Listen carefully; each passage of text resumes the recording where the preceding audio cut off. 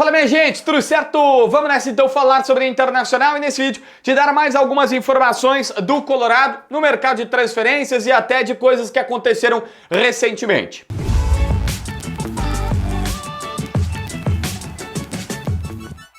Gente, primeira questão, o vice Philippe Becker está garantindo que o Inter não deve buscar goleiro. Ele até deixou uma porta aberta, mas caso aconteça uma reviravolta no futebol, sabe aquela história, olha, vamos apostar no Antony, vamos apostar no que tem na casa, mesmo que o Ivan só volte lá no final da temporada, mas não tem o porquê trazer um goleiro. A não ser que, poxa, já pensou assim, fica um goleiro livre, o cara vem só pelo salário, pode ser uma composição de elenco interessante e tudo mais. Do contrário, o Internacional vai apostar no que tem em casa. Mesmo assim, a informação que está vazando via empresário do jogador é que o João Paulo, goleiro do Santos, que é titular do Santos e que renovou seu contrato recentemente, foi procurado pela diretoria do Internacional. Agora, a dúvida é, o Inter só fez um monitoramento, o Inter só fez um movimento para saber como é que está o mercado ou de fato é um migué do dirigente?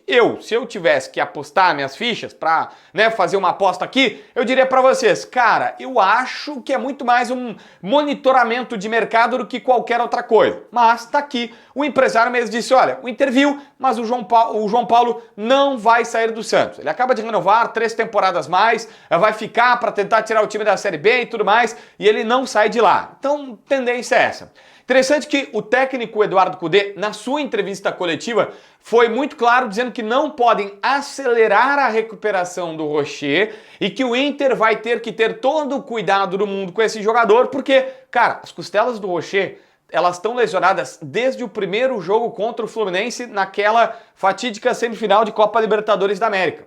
Aí depois ele fica fora de uma partida, vai jogar um Grenal completamente enfaixado, que ele não podia, ele teve proteção para jogar, ele não podia, ele toma um gol que ele cai, era um gol fácil, e era o gol que ele não podia cair para aquele lado.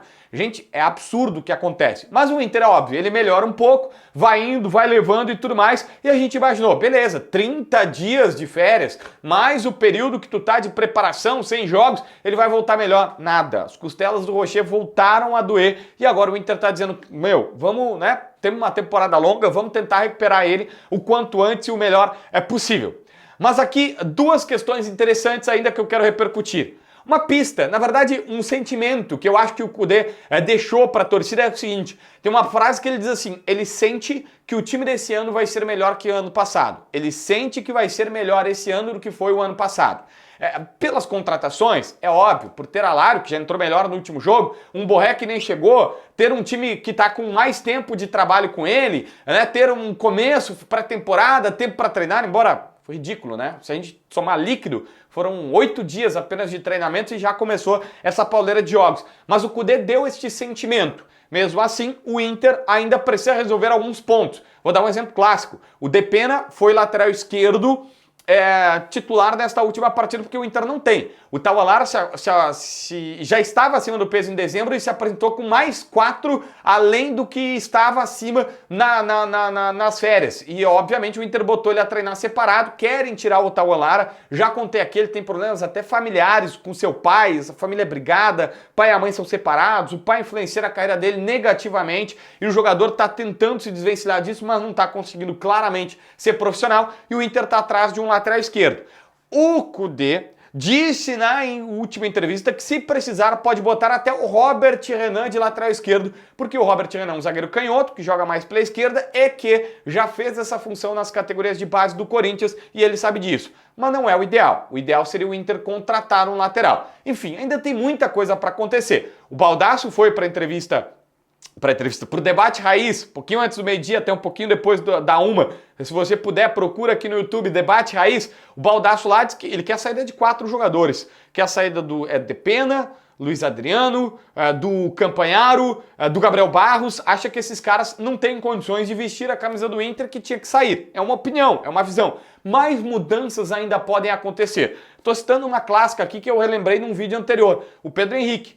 O Papito, lá na Arábia Saudita, o time dele só volta a jogar da metade para o final de fevereiro, a partir do dia 18 de fevereiro. Ele tem um bom tempo ainda para conseguir contratações. Então há como, se o Inter consegue, por exemplo, antecipar a vinda do Borré, a liberação do Pedro Henrique pode ser boa para todo mundo. O Pedro Henrique ganha 500 mil aqui, vai ganhar 1 bilhão lá. O Inter recebe uma grana razoavelmente interessante, está tentando forçar para ver se os caras pagam mais para chegar perto de 1 milhão de dólares, que é o dinheiro ideal do Inter para esse empréstimo, e seria empréstimo, não seria definitivo. Enfim, várias movimentações de mercado ainda podem acontecer no bastidor colorado. Beleza?